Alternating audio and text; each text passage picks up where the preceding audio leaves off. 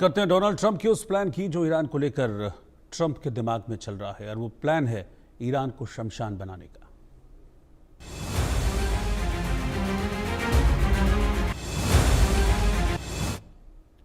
तो इस वक्त की ब्रेकिंग न्यूज यही है कि अमेरिका ईरान के खिलाफ कभी भी बड़ा एक्शन ले सकता है। न्यूक्लियर साइट पर बंकर बस्टर बॉम्ब गिरा सकता है अमेरिका।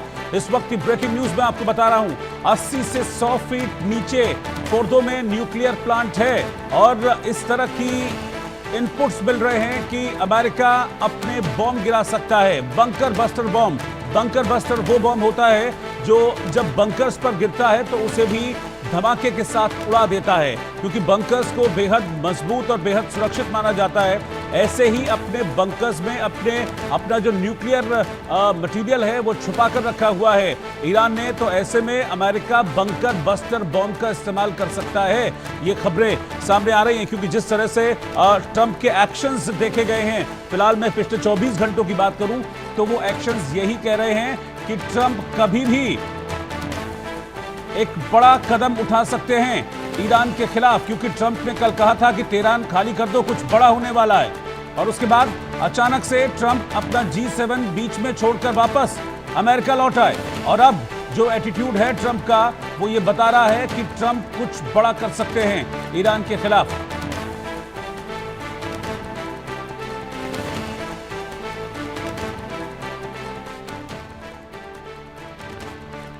और इस बीच ईरान इजराइल जंग को लेकर एक और ब्रेकिंग न्यूज आ रही है। नेतन्याहू और ट्रंप ने युद्ध को लेकर बातचीत की है। युद्ध में अमेरिका की एंट्री की अटकलों के बीच ये बातचीत हुई है नेतन्याहू और डोनाल्ड ट्रंप के बीच। इस वक्त की ब्रेकिंग न्यूज मैं आपको बता रहा हूं। सवाल इस वक्त यही है कि क्या अमेरिका डायरेक्टली इन्वॉल्व होगा इस जंग में, जो जंग अभी तक सिर्फ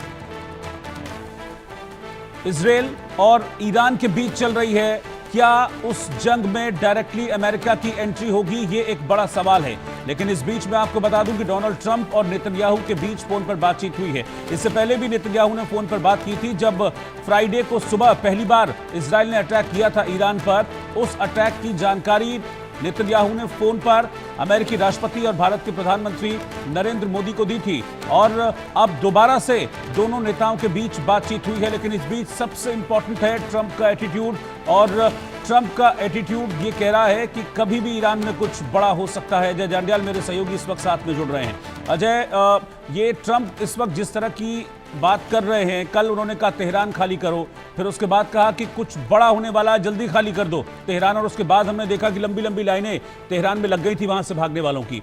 और अब ट्रंप इस तरह की खबरें मिल रही हैं कि ट्रंप के निशाने पर ईरान के न्यूक्लियर जो एलिमेंट्स हैं जिनको जिस जगह छुपा कर रखा गया है, वो जगह भी ट्रंप के निशाने पर है।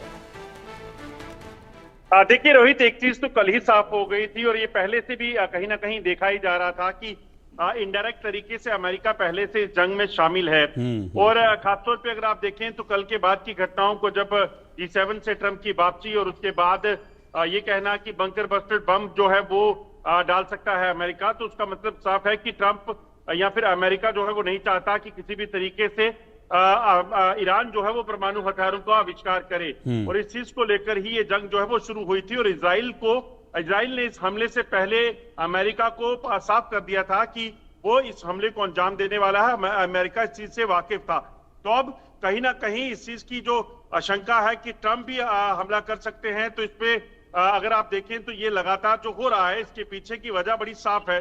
ईरान के हाथ में न्यूक्लियर पावर होना ईरान का जो है वो खतरनाक हो सकता है, और इसी चीज को ना अमेरिका चाहता है ना ही इजराइल चाहता है, क्योंकि उन्हें पता है कि अगर ऐसा हुआ तो सबसे पहला अगर इस्तेमाल कभी होगा, ईरान कभी कुछ करेगा तो वो इन्हीं दो कंट्रीज को निशाना बनाने के लिए कर सकता है। तो इसीलिए कहीं ना कहीं इस युद्ध को रोकना अभी संभव नहीं है, मगर जिस तरीके से अमेरिका की इसमें एंट्री होगी और उसके बाद अगर मिडिल ईस्ट के बाकी देश इसमें शामिल हो जाते हैं तो यकीनन ये जो खतरा जो विश्व युद्ध का लगातार मंडरा रहा है वो बढ़ जाता है। बिल्कुल अजय, और एक और बात यह है कि जो एटीट्यूड, जिस हम एटीट्यूड के ट्रंप की बात कर रहे हैं, वही एटीट्यूड अगर मैं खामेनेई की बात करूं तो वो भी पीछे हटने वाला नहीं है। हालांकि उनको मार बहुत पड़ी है, नुकसान बहुत हुआ है, तबाही ईरान में बहुत हुई है, 600 से ज्यादा लोग अब तक ईरान में मारे जा चुके हैं, इस तरह की रिपोर्ट्स है। लेकिन उसके बावजूद कल रात खामेनी एक एक्स पर पोस्ट लिखते हैं कि जंग शुरू होती है, हम आतंकी यहूदी शासन को कड़ा जवाब देंगे। दरअसल ये जवाब तो वो इजराइल को दे रहे हैं मुझे लगता है, लेकिन अमेरिका इसको खुद के ऊपर ले रहा है। देखिए, खamenei के लिए तो साफ बात है, उसके लिए सर्वाइवल का सवाल है। और जब युद्ध शुरू हुआ है उसके बीच खamenei को पता है कि इजराइल पर वो लगातार इजराइल के लिए परमाणु हथियार बनाने की बात करते रहे हैं, इसके हिमायती रहे हैं, इसीलिए चोरी छिपे यूरेनियम जो है इकट्ठा करते रहे। और अब जब हमला हुआ उसके बाद खamenei अगर सरेंडर करेंगे, जैसा कल ट्रंप ने कल ट्वीट किया था कि अनकंडीशनल सरेंडर, और खamenei अगर सरेंडर करते हैं तो वो तब भी खत्म है, और अगर नहीं करते हैं तो ट्रंप ने जो कहा कि वो जानते हैं कि इजराइल का जो चीफ है वो कहां पे है, तो उसका मतलब है कि सीधे तौर पर दोनों ही स्थिति में परिस्थितियों में जो है उसके लिए खतरा जो है, उनके लिए खतरा जो है वो लगातार बना हुआ है। तो ऐसे में वो चाहते हैं कि शायद जंग लड़कर वो अपने लोगों में बेहतर चीजें कर सके, और अपने आप को दरअसल एक बड़ा देश होने के नाते खamenei को यह भी लग रहा होगा कि हमारे पास जो मिसाइलें हैं उससे हम काफी नुकसान इजराइल का कर सकते हैं। और पाकिस्तान जैसे देश अगर उन्हें कहीं ना कहीं शह देने की कोशिश करेंगे कि हम उन्हें समर्थन करेंगे, तो उसके बाद कहीं ना कहीं इस तरह की चीजें खamenei कर सकते हैं। मगर यकीनन नुकसान जो है वो खamenei को, ईरान को ही होगा, क्योंकि अमेरिका इस लड़ाई में सीधे तौर पर इजराइल के साथ खड़ा है। बिल्कुल अच्छा, आप मेरे साथ बने रहिए, मैं आपके पास वापस लौटता हूं। इस वक्त जो हालात हैं वो बिल्कुल भी प्रॉमिसिंग नहीं लग रहे हैं, कहीं से कहीं तक भी। फ्राइडे को इस जंग की शुरुआत हुई थी, आज छठा दिन है और छठे दिन में लगातार एस्केलेशन जो है वो देखा जा रहा है, यानी कि ये जंग और भीषण होगी, इस तरह की चीजें, इस तरह का सीन बनता हुआ दिख रहा है। इस बीच एक और ब्रेकिंग न्यूज मैं आपको बता रहा हूं। बड़ी खबर यह है कि ईरान ने इजराइल पर जोरदार पलटवार किया है। ईरान ने इजराइल पर कई मिसाइलें इस बीच दागी हैं और इजराइल पर 370 मिसाइलों से ईरान की तरफ से हमला किया गया है। ईरान के हमले में 24 लोगों की मौत हुई है और 500 लोग घायल हो गए हैं। ईरान ने इजराइल में रिहायशी इलाकों पर हमले किए हैं।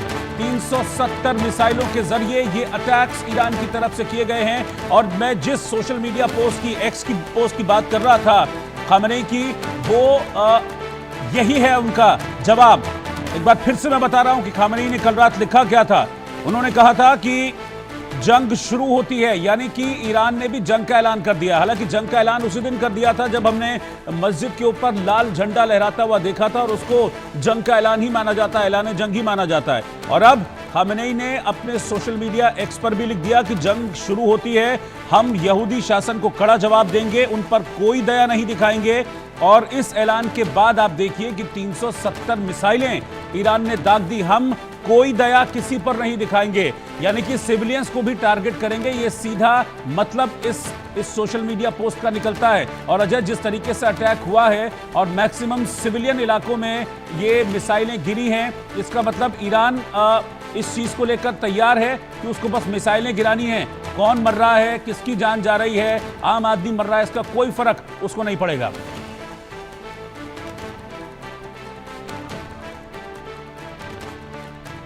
अजय, अनम्यूट कर लीजिए खुद को प्लीज। देखिए रोहित, आवाज सुन पा रहे हैं? जी जी। देखिए रोहित, एक चीज बड़ी साफ है, जिस तरीके से इजराइल ने हमला किया और उसके बाद ईरान ने जवाबी कार्रवाई शुरू की, तो उसमें लगातार पहले तो ईरान ये समझ नहीं पा रहा था कि उसे कहां टारगेट करना है। पहले अगर आप देखें तो ज्यादातर जो कार्रवाई हुई वो तेल अवीव के उन इलाकों में हुई जहां पे रिहायशी इलाके थे। मगर समय के साथ ईरान ने भी जैसे मोसाद के हेडक्वार्टर को टारगेट करने की बात की, वहां पे ऑयल रिफाइनरीज उनको टारगेट किया, और अब ये सिलसिला लगातार बढ़ रहा है। यानी कि ईरान भी अब पूरे तरीके से मिसाइल का इस्तेमाल करके वहां पर उसे निशाना बनाने की कोशिश कर रहा है, इजराइल के मुख्य ठिकानों को। मगर खamenei का ये बयान कि वो किसी को नहीं बख्शेंगे, किसी के खिलाफ मर्सी नहीं दिखाएंगे, तो इसका मतलब साफ है कि वो सिविलियंस को भी नहीं बख्शेंगे और सिविलियन को भी निशाना बनाएंगे, ये कह चुके हैं। और सबसे बड़ी बात यह है कि इस बात में क्या उनका कहने का मकसद ये है कि अमेरिका को भी वो टारगेट कर सकते हैं, क्योंकि इस चीज की आशंका जताई जा रही है कि ईरान जो है वो ना सिर्फ इजराइल बल्कि अमेरिका पर भी जो है वो बमबारी करने की कोशिश कर सकता है। और इसीलिए ट्रंप की जो G7 से वापसी हुई है, और इसीलिए पहले ही अगर आप देखें तो ट्रंप ने अपने जो वेसल थे, खासतौर पे उनके जो युद्धपोत थे, उनको अब समुद्र में उतार दिया है। तो ऐसे में इस चीज की आशंका तो जरूर बनी है। और ईरान अगर कहीं भी गलती करता है अमेरिका को निशाना बनाने की, तो फिर मिडिल ईस्ट जो है वो सीधे तौर पर युद्ध की ओर अग्रसर हो जाएगा, क्योंकि ईरान पर हमला होने का मतलब अमेरिका की तरफ से मतलब साफ है कि ईरान पूरे तरीके से बर्बाद कर दिया जाएगा। अमेरिका और इजराइल इस चीज को सुनिश्चित करने वाले हैं, और ना सिर्फ अमेरिका और इजराइल बल्कि नाटो कंट्रीज भी कहीं ना कहीं अमेरिका के साथ खड़ी होंगी। एक और ब्रेकिंग न्यूज अजय, मैं आपके पास लौटूंगा। एक और ब्रेकिंग न्यूज सामने आ रही है इस ईरान इजराइल युद्ध के बीच से निकलकर कि ईरान ने इजराइल को चेतावनी दी है। तेल अवीव खाली करने की धमकी ईरान की तरफ से दी गई है और कहा है कि तेल अवीव खाली कर दो। इस वक्त की ब्रेकिंग न्यूज, बड़ी खबर मैं आपको बता रहा हूं, यानी कि जिस तरीके से तेहरान को निशाना बना रहा है इजराइल, तेहरान ईरान की राजधानी है, अब बिल्कुल एग्जैक्टली वैसा ही ईरान भी कर रहा है। वो कह रहा है तेल अवीव खाली कर दो, क्योंकि इजराइल की राजधानी है तेल अवीव, ईरान की राजधानी है तेहरान। इजराइल तेहरान को निशाना बना रहा है, तो ईरान भी अब तेल अवीव को निशाने बनाकर अपनी मिसाइलें दाग रहा है, और मिसाइलें दागी हैं ईरान ने पिछले 2-3 दिनों में तेल अवीव की तरफ और यरूशलेम, ये दो बड़े ऐसे शहर हैं जहां पर ईरान ने मैक्सिमम नुकसान किया है, और ईरान की मैक्सिमम मिसाइलें तेल अवीव और यरूशलेम पर गिरी हैं। और एक बार फिर से ईरान की तरफ से धमकी दी गई है कि तेल अवीव खाली कर दो। यानी कि अजय, इसका सीधा मतलब यही है कि उसने ये मैसेज दिया है कि तुम हमारी राजधानी को निशाना बनाओगे तो हमारा निशाना भी तुम्हारी राजधानी होगी, यहां पर मैक्सिमम नुकसान करेंगे, और वो कर भी रहे हैं। सारी मिसाइलें मैक्सिमम जो ईरान की हैं उनका रुख तेल अवीव की ओर है। देखिए बिल्कुल रोहित, जब जंग है तो जंग में सबसे महत्वपूर्ण जो इलाका होगा उसी को टारगेट करने का प्रयास किया जाएगा। इजराइल की तरफ से भी जैसे आप देखें तो निशाना बनाया गया था तेहरान को। उसके बाद अब जवाबी कार्रवाई की अगर बात की जाए तो जवाबी कार्रवाई में हमने देखा कि किस तरीके से ईरान पर जब कार्रवाई हुई तो ईरान भी अब जवाबी कार्रवाई में जो है वो कहीं ना कहीं तेल अवीव और आसपास के इलाकों को निशाना बना रहा है। तेल अवीव में ही के बाहरी इलाके में जो मोसाद का हेडक्वार्टर था उसको निशाना बनाया गया, वहीं पर एक जो उनका पेट्रोलियम डम था उसको निशाना बनाया गया। ये लगातार सिलसिला जो चल रहा है वो अपने आप में बता रहा है कि ये जंग जो है वो एक नए रूप की ओर बढ़ने वाली है, क्योंकि अब तेल अवीव के साथ साथ आप देखें तो जो वेस्टर्न फ्रंट पड़ता है इजराइल का, उसको भी अब टारगेट किया जा रहा है। अब खाली तेल अवीव तक बात नहीं पहुंची है, बाकी इलाकों को भी निशाना बनाने का प्रयास जो है वो किया जा रहा है। मगर युद्ध में अभी तक किसी भी तरह से इसे रोकने के लिए कोई भी जो कोशिश है ये कहा जा सकता है कि नहीं की जा रही है। ट्रंप ने जो ईरान को कहा था कि वो सरेंडर करे, उस चीज को लेकर कहीं ना कहीं मुल्ला रजीम जो है वो नहीं चाहती कि वो सरेंडर करे, और इसीलिए आप देखें तो अब ये युद्ध जो है वो आगे बढ़ रहा है, और आगे बढ़ने का मतलब है कि ये और खौफनाक आने वाले दिनों में होने वाला है। बहुत